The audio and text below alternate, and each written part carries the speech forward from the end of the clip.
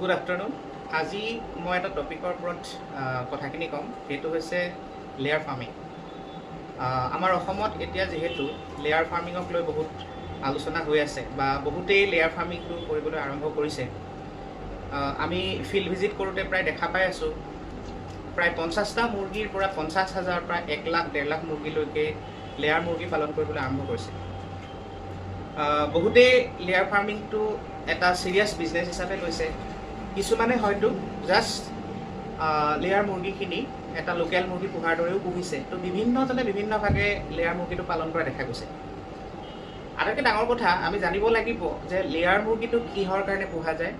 সেইটো হৈছে, আমি সকলোৱে জানো, কণী উৎপাদন পাবৰ কাৰণে। একচুৱেলি আজিৰ দিনত যিখিনি কমাৰ্চিয়েল লেয়াৰ বাৰ্ড আছে, যিটো আমি যেনেকৈ BV300 বা BV380, তাৰ বাহিৰেও আৰু বেলেগ বেলেগ মানে ষ্ট্ৰেইন আছে।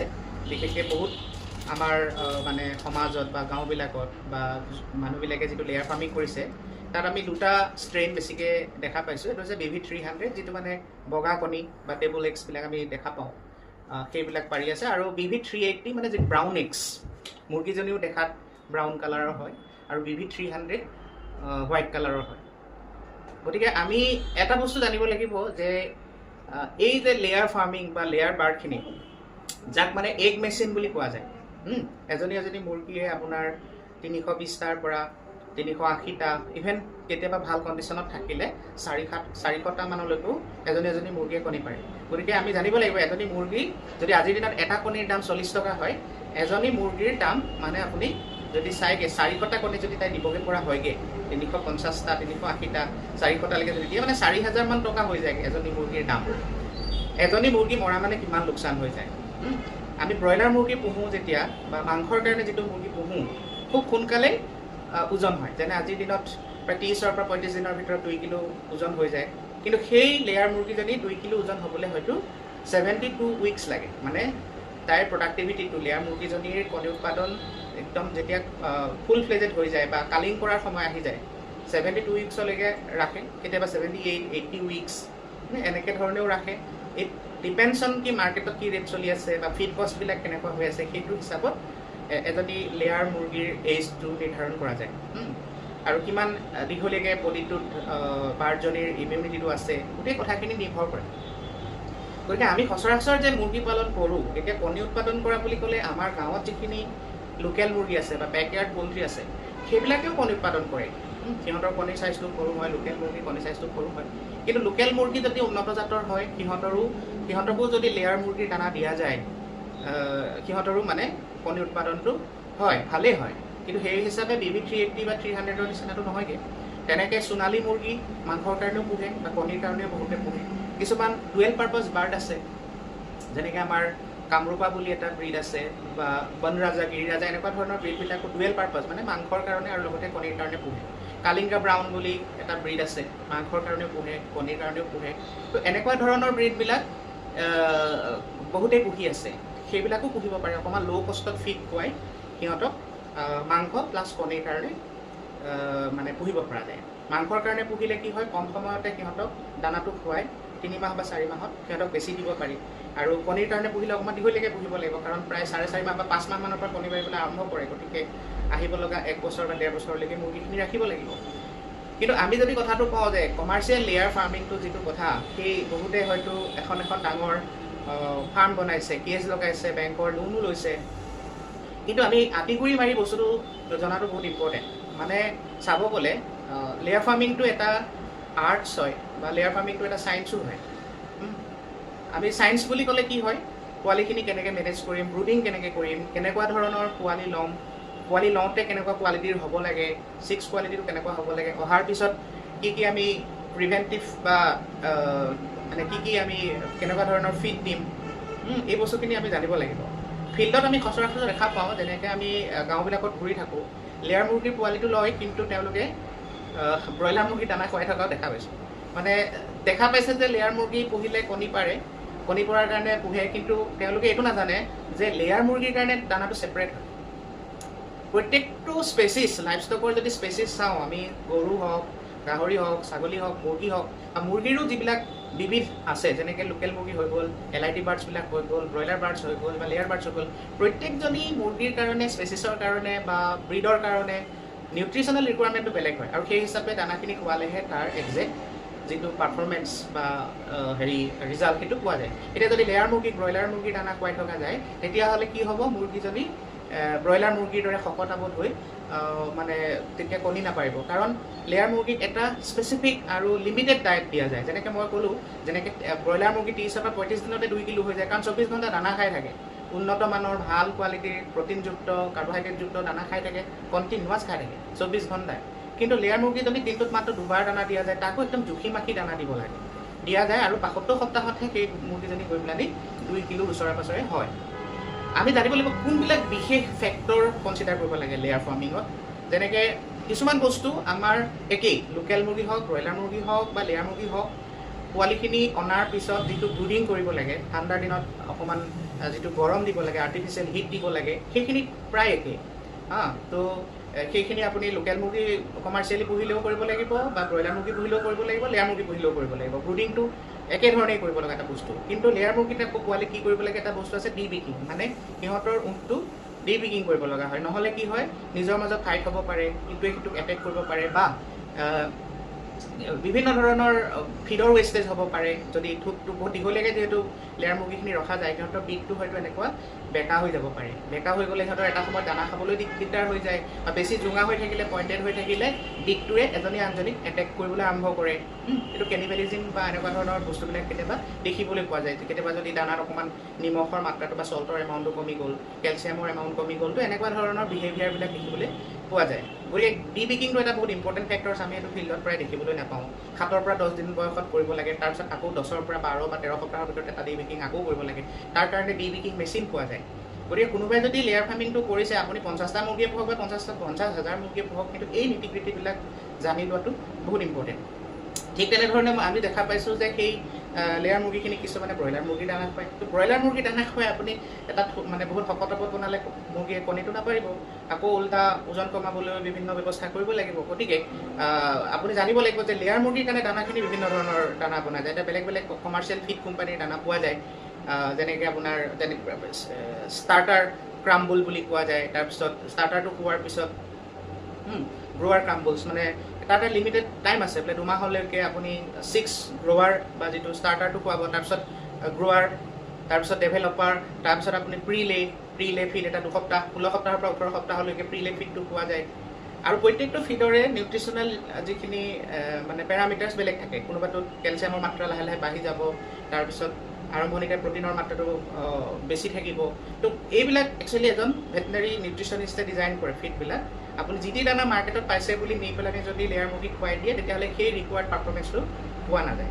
ঠিক তেনেধৰণে আপোনাৰ মুৰ্গীজনী যেতিয়া কণী পাৰিবলৈ আৰম্ভ কৰে 18 সপ্তাহমানৰ পৰা, তেতিয়া আপুনি লেয়াৰৰ বিভিন্ন ফেজ 1, তাৰপিছত আকৌ ফেজ 2, ফেজ 3 এনেকুৱা ধৰণৰ এটা ডিউৰেশ্যনলৈকে দানাটো খুৱাই থাকিব লগা হয়। তাৰ উপৰি ভেকচিনেশ্যন চিডিউলটো বিৰাট ভালদৰে ফ'ল' কৰিব লগা এটা বস্তু, কাৰণ লেয়াৰ মুৰ্গীখিনি বহুত দীঘলীয়াকৈ পোহা যায়, 72 সপ্তাহৰ পৰা 80 সপ্তাহ এনেকুৱা ধৰণে যেতিয়া ৰখা যায়, তেতিয়াহ'লে এখন ফাৰ্মত দীঘলীয়াকৈ ৰাখিব। বায়'চিকিউৰিটিটো এটা বহুত ইম্পৰ্টেণ্ট এটা পেৰামিটাৰ হয়, মানে বিভিন্ন ধৰণৰ জীৱ জন্তু হওক বা বিভিন্ন বেলেগ ভিজিটৰ্ছ যাতে ফাৰ্মখনৰ ওচৰত নাহে, বেমাৰ আজাৰ লৈ আপোনাৰ ফাৰ্মত এণ্ট্ৰি হ'ব পাৰে, বা কোনোবা আহিলেও যাতে গা ধুই আহে বা চেনিটাইজ হাত মুখ ভালদৰে ধুই, গা ধুই, নতুন ড্ৰেছ জোতা পৰিধান কৰিহে যাতে ফাৰ্মখনৰ ভিতৰত যায়, এনেকুৱা ধৰণৰ পেৰামিটাৰ্ছবিলাক আমি ফ'ল' কৰিব লাগে। তাৰ উপৰি এতিয়া কথা আছে আপোনাৰ শ্বেডৰ ডিজাইনটো কেনেকুৱা হ'ব। আপুনি লেয়াৰ ফাৰ্ম এখন জেনেৰেলি হিউমেন হেবিটেশ্যন, মানে মানুহ থকা জেগাৰ পৰা অলপ দূৰত হ'ব লাগে। যদি ডাঙৰকৈ কোনোবাই 50,000 কেপাচিটি বা 1 লাখ কেপাচিটিৰ এখন যদি লেয়াৰ ফাৰ্ম লগাইছে, তেতিয়াহ'লে সেই ফাৰ্মখন অকণমান মানুহৰ বসতি কৰা জেগাৰ পৰা অলপ দূৰত হ'ব লাগে, কাৰণ তাত হয়তো স্মেল ওলাব পাৰে, মাখি হ'ব পাৰে। তো সেইখিনি বস্তু আমি জানিব লাগিব। এতিয়া মাখি নহ'বৰ কাৰণে কিছুমান উপায় কৰিব পৰা যায়, বা মাখি হ'লে কেনেকৈ ধৰণে মাখি কণ্ট্ৰল কৰিব পাৰি ফাৰ্মখনত, সেইটো ব্যৱস্থা কৰিব লাগিব। ফাৰ্মখনত কেনেকৈ স্মেল নোলায় বা লিটাৰ মেটেৰিয়েলখিনি কেনেকৈ মেনেজ কৰিব পাৰি, ডিছপ'জেল কৰিব পাৰি, তাৰ এটা ব্যৱস্থা কৰিব পাৰি।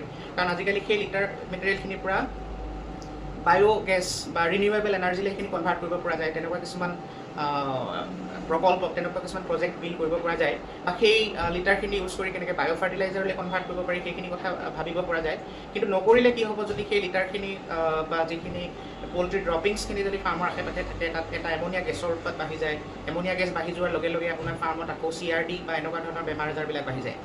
তো তো গতিকে বহুত কথা বহুত দিশ চাব লগা হয় এটা গোটেই যদি আমি লেয়াৰ ফাৰ্মিংটোৰ ওপৰত যদি কথা পাতোঁ এঘণ্টাৰ ভিতৰত বা আধা ঘণ্টাৰ ভিতৰত কৈ খতম কৰা বস্তু নহয় কিন্তু এটা থুলমূল যদি আমি ভাবোঁ বা ডিছকাছ কৰোঁ এই কথাখিনি কিয়নো বহুতেই লেয়াৰ ফাৰ্মিংটো এটা পেশ্যন হিচাপে ল'বলৈ আৰম্ভ কৰিছে বা বহুতেই লেয়াৰ ফাৰ্মিংটো কৰাৰ কথা ভাবি আছে গতিকে কথাখিনি ভালদৰে ভাবি লৈ প্লান কৰি কৰাটো ভাল আৰু আটাইতকৈ ডাঙৰ কথা কিয়নো লেয়াৰৰ যিটো পোৱালি সেইটো প্ৰডাকশ্যন কৰিবলৈকে প্ৰায় 15 সপ্তাহ 14-15 সপ্তাহলৈকে আপুনি প্ৰায় দানা খুৱাব লাগিব ভেকচিনছ দিব লাগিব কাৰণ 18মান সপ্তাহৰ পৰাহে মানে মুৰ্গীখিনিয়ে কণীৰ পৰা আৰম্ভ কৰে গতিকে এই 18 সপ্তাহলৈকে আপুনি এটা পেচেঞ্চ ভাল লাগিব সেইকাৰণে বহুতে কি কৰে ডাইৰেক্ট কণী পাৰিব পৰা অৱস্থাত পুলেটখিনি কিনি আনে সেই পুলেটখিনি অসমৰ ভিতৰতো কোনোবাই হয়তো ছাপ্লাই কৰি আছে বা অসমৰ বাহিৰৰ পৰাও বিভিন্ন জেগাৰ পৰা সেই পুলেটখিনি বিভিন্ন পাৰ্টিয়ে ছাপ্লাই কৰা দেখা পোৱা যায় কিন্তু আপুনি যদি সঁচাকৈ ফাৰ্মখনত গোটেই বেটছটো দীঘলীয়াকৈ কৰাৰ কথা ভাবিছে আপুনি ন'ন চ'ৰ্চৰ পৰা জনা চ'ৰ্চৰ পৰা আপুনি পুলেটটো লোৱা ভাল মানে পুলেটটো মানে এনেকুৱা হ'ব লাগিব foundation pullet is basically the foundation of the whole মানে প্ৰফিটেবল কমাৰ্চিয়েল লেয়াৰ ফাৰ্মিং আপোনাৰ যদি পুলেটৰ প্ৰডাকশ্যন হওঁতে যদি বিভিন্ন দিশবিলাক কনচিডাৰ কৰা নহ'ল ভালকৈ যদি ভেকচিনেশ্যন নহ'ল ভালকৈ তাত যদি সময়মতে ফিডবিলাক দিয়া নহ'ল নিউট্ৰিচনেল ৰিকুৱাৰমেণ্টবিলাক যদি ফুলফিল নহ'ল তেতিয়াহ'লে এটা সময়ত কণীৰ উৎপাদনটো সিমান এটা ভাল নহয় বা বিভিন্ন ধৰণৰ বেমাৰ আজাৰ হ'বলৈ আৰম্ভ হয় তো গতিকে আপুনি ফাৰ্মৰ ডিজাইনটো কেনেকুৱা কৰিব আপুনি এনেকুৱা হয় বহুতে কি কৰে পুলেট পুহিবৰ কাৰণে পুলেটটো জেনেৰেলি দুটা ৰকমত পুহিব পাৰে যদি পইচাৰ অভাৱত কিছুমানে বা যাৰ বাজেটটো কম থাকে তেওঁলোকে ডিপ লিটাৰত মানে ব্ৰইলাৰ মুৰ্গী পোহাৰ দৰে পুলেটখিনি ছ' ইউজ কৰি তলত মানে as a litter material use কৰি কমচে কম মানে আপোনাৰ 13 সপ্তাহ 14 সপ্তাহমানলৈকে তেনেধৰণে পোহে সেইটো যদি অকণমান ভালদৰে মেনেজ কৰি পোহা যায় তাত কোনো ইছ্যু নাহে কিন্তু আজিকালি প্ৰায় ছেটবিলাক বা কেজবিলাক বনোৱা গৈছে তো কেজতো মানে পুলেটবিলাক ৰিয়াৰিং কৰিছে তো তাত ব্ৰুডিং কেনেকৈ হ'ব কেজ ব্ৰুডিং কেনেকৈ হ'ব এতিয়া তলত যদি ডিপ লিটাৰত পোৱালিখিনি ৰখা যায় তেতিয়া সেইখিনি ব্ৰইলাৰক যেনেকৈ এটা গোল ৰিং বনাই ব্ৰুডিং কৰা যায় ঠাণ্ডা টাইমত তো ঠিক তেনেধৰণে আপোনাৰ ব্ৰুডিংটো কৰিব পৰা যায় আপুনি কেজতে পোহক বা ডিপ লিটাৰতে পোহক কিন্তু ব্ৰুডিংটো যদি কৰিব লাগিব মানে ৰাতি যদি ঠাণ্ডা ৱেডাৰ আছে তেতিয়াহ'লে পোৱালিখিনিক টেম্পাৰেচাৰটো দিয়াটো বহুত ইম্পৰ্টেণ্ট তাৰপিছত আহিল কেনেকুৱা ফাৰ্মৰ ডিজাইন হ'ব পাৰে বহুতে হয়তো এনেকুৱা পুলেট কেজ এটা পুলেট ছেটটো বেলেগকৈ বনায় 6ৰ কাৰণে তাৰপিছত আপোনাৰ কিছুমানে 6 গ্ৰাম গ্ৰ'ৱাৰ মানে একেলগে বনাই দিয়ে এটা ছেটৰ ভিতৰতে 6 গ্ৰাম গ্ৰ'ৱাৰ শ্বিফ্ট কৰি গৈ থাকে তাৰপিছত আপোনাৰ লেয়াৰ ছেট আপুনি জানিব লাগিব এটা লেয়াৰ ছেট হ'লেই হ'ব নে দুটা লেয়াৰ ছেট হ'লেই হ'ব মানে 3টা লাগিব বা আপোনাৰ ফাৰ্মৰ কেপাচিটি হিচাপে কিমান লেয়াৰ মুৰ্গী পুহিব 10,000 পুহিব বা 5,000 পুহিব বা 20,000 পুহিব সেই হিচাপে আপুনি লেয়াৰ কেজখিনি বনাব লাগিব তাৰপিছত কেতিয়া আপুনি পুলেটখিনি ল'ব লাগিব বা 6খিনি লৈ পুলেট কেতিয়া ৰেডি হ'ব এটা চিডিউল গোটেই বছৰটোৰ কাৰণে হয়তো বনাব লাগিব তো সেই ৰকমে আপোনাৰ ৱৰ্কিং কেপিটেল ৰিকুৱাৰমেণ্টটো আপুনি আগতীয়াকৈ চাব লাগিব যে কাৰণ এইটো বহুত দীঘলীয়াকৈ ৰাখিবলগীয়া এটা বাৰ্ড আৰু সময়মতে তাক যদি দানা